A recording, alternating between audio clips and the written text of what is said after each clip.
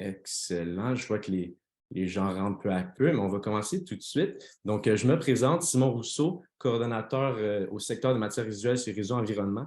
C'est moi aujourd'hui qui agirai à titre de modérateur du contenu pour ce webinaire et je voudrais d'abord vous souhaiter la bienvenue au rendez-vous de la modernisation présenté par Éco-entreprise Québec et propulsé par Réseau Environnement.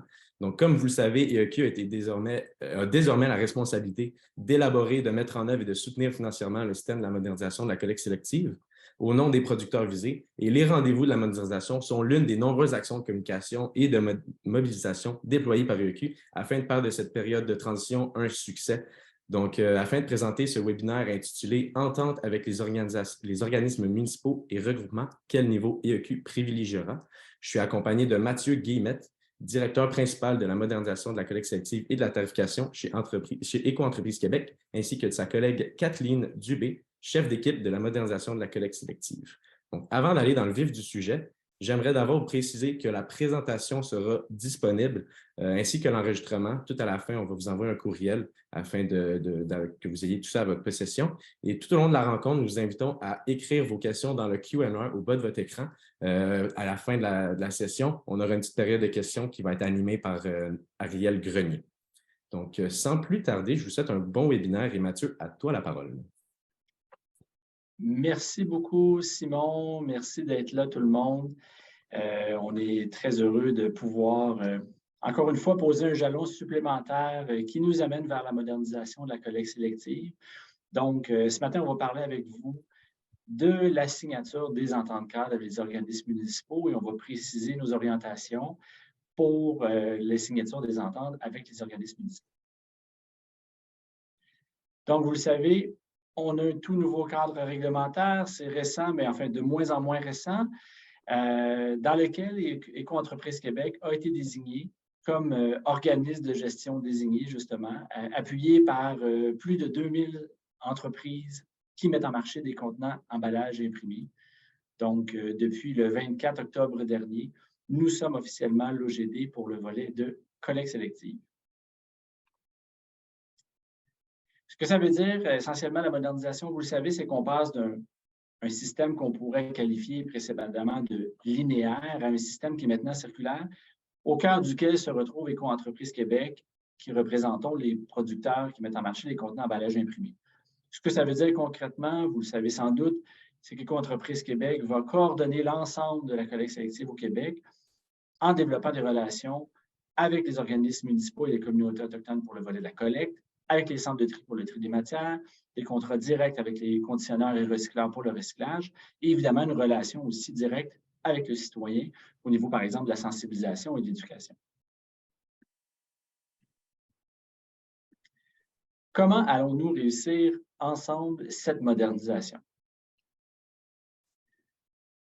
Eh bien, on va s'appuyer sur, dans le fond, notre nouvelle raison d'être qui est de la collecte sélective à l'économie circulaire, ensemble pour un monde durable. Les mots sont choisis, sont pensés, sont pesés, évidemment. Ce qui est important de retenir là-dedans, c'est tous les mots essentiellement, mais le fait qu'on va le faire ensemble, c'est important de le mentionner parce qu'on est au cœur de la collecte sélective, mais on va le faire avec vous. Et pour nous guider au travers de ça, on a identifié 3 valeurs qui sont la vigilance, la responsabilité et l'équité, que ce soit à l'intérieur, évidemment, au sein même de nos entreprises productrices ou encore avec nos partenaires de la chaîne de valeur. Donc, ce que ça change pour les organismes municipaux, Kathleen, je te laisse la parole.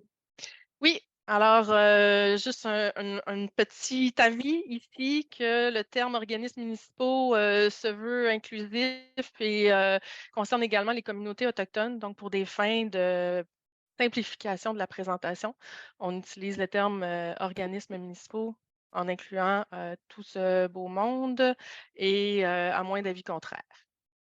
Alors, ce que ça change, en fait, c'est les responsabilités des organismes municipaux en matière de collecte sélective sont transférées à IEQ. Donc, les organismes municipaux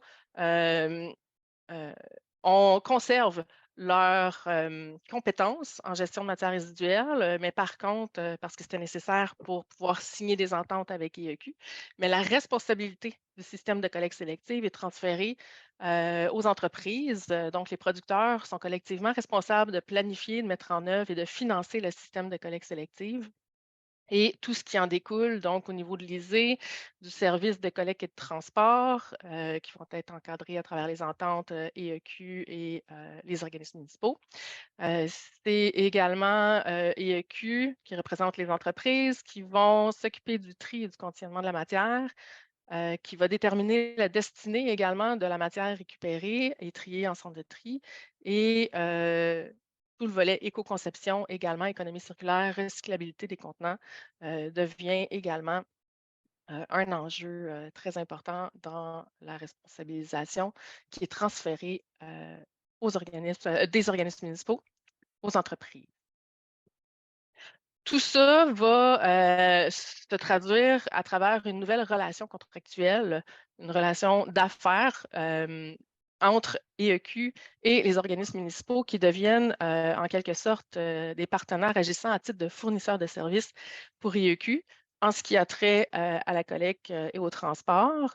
Tout le volet également de services de proximité aux citoyens.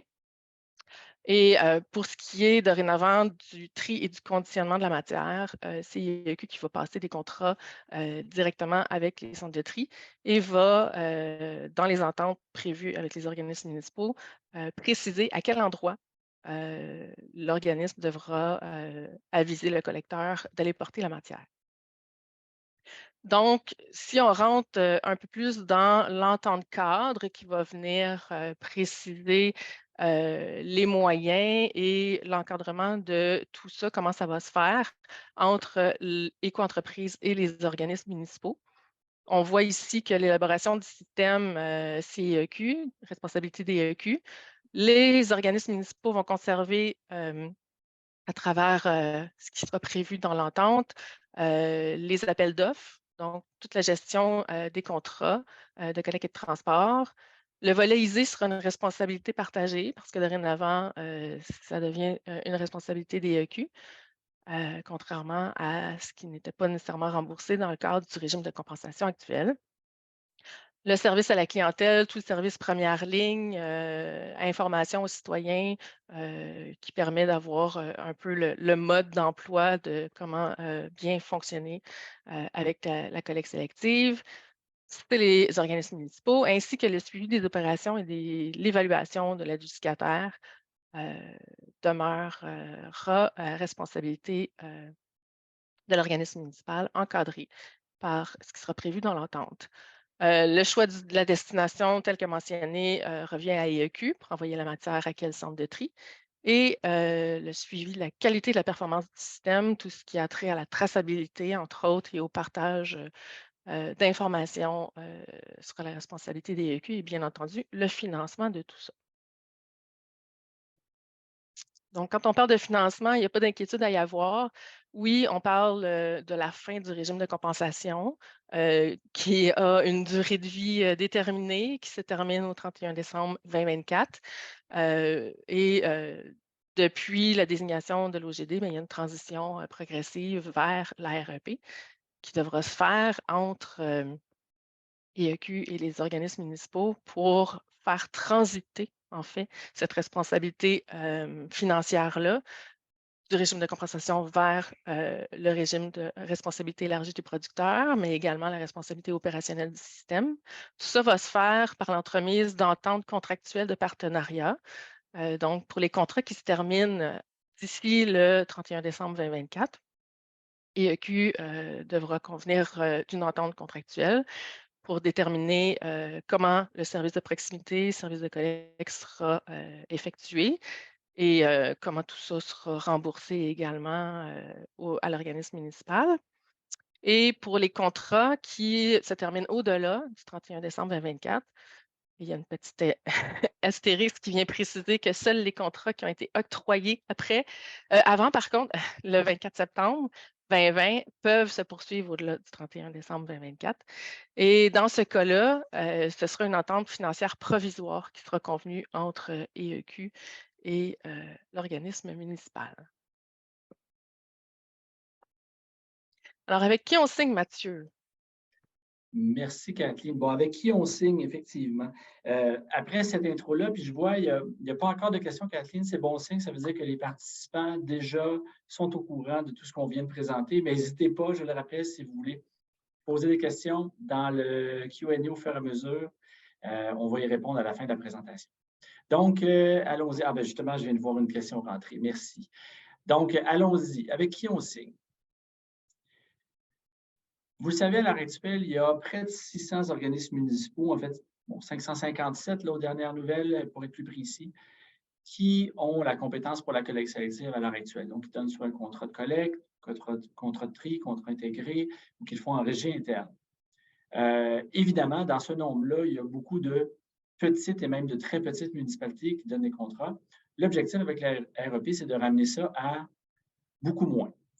Combien le nombre final, on pourra vous le communiquer éventuellement, mais pour le moment, ce qu'on vise, c'est effectivement de viser de la conclusion d'entente avec des MRC ou tout autre regroupement ou grande ville. Donc, à l'heure actuelle, il y a à peu près, en fait, il y a très exactement, 36 MRC et territoires équivalents qui sont regroupés, mais à l'autre côté du spectre, il y a 36 MRC où il n'y a aucun regroupement. Donc, c'est chacune des municipalités qui donne les contrats de collecte et ou de tri, et évidemment, c'est ce qui va changer avec la modernisation. Évidemment, l'optimisation va se faire à une échelle régionale, à la base des MRC, en prenant en considération les regroupements existants. Donc là où il y a déjà des régies, par exemple, évidemment, on ne va pas détricoter tout ça, on va tenir compte de cette réalité-là.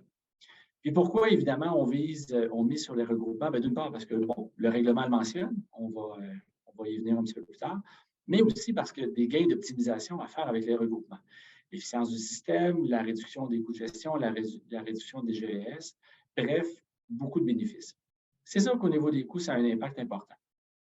On le sait, les municipalités de moins de 3 000 habitants, en se basant sur les données du portail de Recyc Québec que vous déclarez chaque année, pour les municipalités de moins de 3 000 habitants qui ne sont pas regroupées quand on les compare avec des municipalités équivalentes, les coûts sont supérieurs jusqu'à 48 % de plus en moyenne pour les municipalités de 3 000 habitants et moins.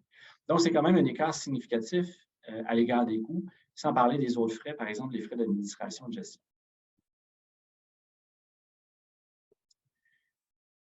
Dans le chantier des meilleures pratiques de la collecte sélective, qu'on a piloté pendant plusieurs années chez Éco-entreprises Québec avec les organismes municipaux, on a établi un seuil, une règle générale de 14 500 portes ou 30 000 habitants. Donc, ce seuil-là de taille d'organisme municipal pour la collecte sélective, c'est le seuil à partir duquel, finalement, on occupe un camion de collecte sélective à temps plein, camion de collecte sélective qui récupère en moyenne 5,5 tonnes de matière pour chaque sortie, 2 sorties par jour, 5 jours semaine ou 10 jours répartis sur 2 semaines. Bref, c'est le seuil optimal. Évidemment, ça peut varier un peu. Dans certains cas, dans des milieux plus ruraux avec des grandes distances à parcourir, le seuil va varier. Dans les milieux plus densément peuplés, le seuil va être différent. Mais c'est quand même une règle générale qui s'applique essentiellement à l'échelle du Québec. Puis on le voit, on n'est pas les seuls à se poser la question et à prôner les regroupements. Encore tout récemment ici, c'était le 1er décembre dernier, une nouvelle qui est sortie sur, je pense que c'est radio-canada.ca ici, la ville de Bois-Châtel qui disait ne pas avoir réussi à obtenir de soumissionnaire pour sa municipalité de 6 465 habitants et qui mentionnait dans l'entrevue aux journalistes que c'était nécessaire de considérer justement d'aller vers des regroupements pour s'assurer de maintenir la continuité du service de collecte sélective. Donc, voici la carte. Peut-être un peu petit pour identifier chacune de vos municipalités comme ça, mais vous le savez si vous êtes regroupé ou non. Je trouve que visuellement, ça illustre quand même assez bien la diversité du portrait. En bleu, on voit justement les municipalités, organismes municipaux qui sont déjà à l'intérieur d'un regroupement. Mais en rose et en rouge ou en saumon et en rouge, on voit effectivement toute la tapisserie finalement des organismes municipaux qui ne sont pas regroupés pour la collecte, donc qui peuvent être regroupés par exemple pour le tri-conditionnement. Il y en a 147 mais qui ne sont pas regroupés pour la collecte. ou les municipalités en rose saumon, je ne sais pas comment ça sort sur votre écran. Donc, 264 organismes municipaux qui ne sont pas du tout regroupés pour la collecte sélective. Donc, ça fait beaucoup d'organismes municipaux qui vont devoir se regrouper et partager leurs services dans la modernisation. Donc, je le disais tout à l'heure, le règlement prône la signature d'entente entre Éco-entreprises Québec comme OGD et les organismes municipaux avec des regroupements de municipalités, dont l'article 12, je ne vous ferai pas la lecture, vous l'avez à l'écran, dit que l'OGD, donc Éco-entreprises Québec, doit favoriser la signature des ententes avec des MRC ou des regroupements de municipalités afin d'optimiser la collecte et le transport. Et ce n'est pas une surprise que ça se retrouve dans le règlement. Là, vous le savez, le projet de règlement, de toute façon, a été publié depuis plus d'un an maintenant, en janvier 2022. Mais bien avant ça, les comités de concertation mis sur pied par le ministre de l'Environnement il y a 3 ans de cela maintenant, c'était un des sujets qui avait été discuté en priorité entre les intervenants municipaux, les associations municipales, FQMUMQ et Éco-entreprises Québec. Donc, c'est déjà un sujet de préoccupation qui, déjà depuis 3 ans, occupe les discussions en lien avec la modernisation.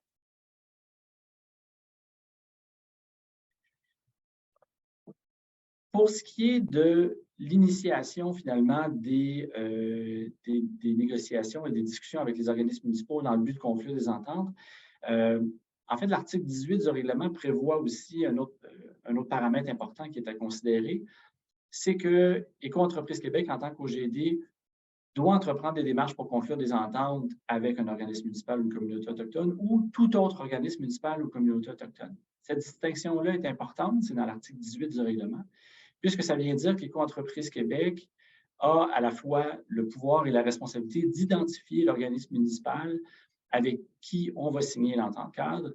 Et donc, une municipalité qui offre actuellement la collecte sélective ne sera pas systématiquement approchée par Éco-entreprises Québec, c'est ce qu'on vous présente ce matin, mais sera intégrée dans un regroupement qui sera une MRC, une régie en fonction du contexte évidemment applicable. Donc, pour faire simple, on est en train de terminer l'identification de à peu près la centaine d'organismes municipaux. On est dans le décompte final en ce moment, avec qui nous allons proposer de conclure une entente contractuelle de partenariat, donc les MRC, quelques grandes villes, évidemment, et des régies intermunicipales qui existent déjà, qui sont présentes sur le territoire. On se rappelle, on utilise évidemment pour nous guider dans cette identification-là la règle générale des 30 000 habitants qui guide notre réflexion. Kathleen, je te laisse poursuivre à partir d'ici. Oui, donc, comme Mathieu l'a mentionné, on regarde l'optimisation de la collecte sélective à l'échelle régionale, à l'échelle des MRC. Et puis, on va entrer en communication avec les interlocuteurs ciblés. À vous de voir maintenant, de votre côté, si la MRC n'a pas entière compétence, de voir à ce moment-là sur votre territoire quelle des 4 options possibles de coopération intermunicipale devriez-vous envisager sur votre territoire. Donc, il est possible qu'une MRC déclare compétence ou que les municipalités lui délèguent sa compétence. On n'est pas dogmatique non plus chez Q. Il faut voir à ce moment-là, est-ce qu'il y aurait possibilité d'avoir des ententes intermunicipales? Il y en existe déjà. Par exemple, l'entente Saguenay et la MRC du Fjord, c'est des ententes intermunicipales. Et il y a des cas de régie intermunicipale qui ont, entre autres, des regroupements suprarégionaux. On peut penser à la régie d'Acton et des Mascoutins, par exemple, qui sont un exemple. Donc, il y a ces 4 possibilités-là de coopération intermunicipale.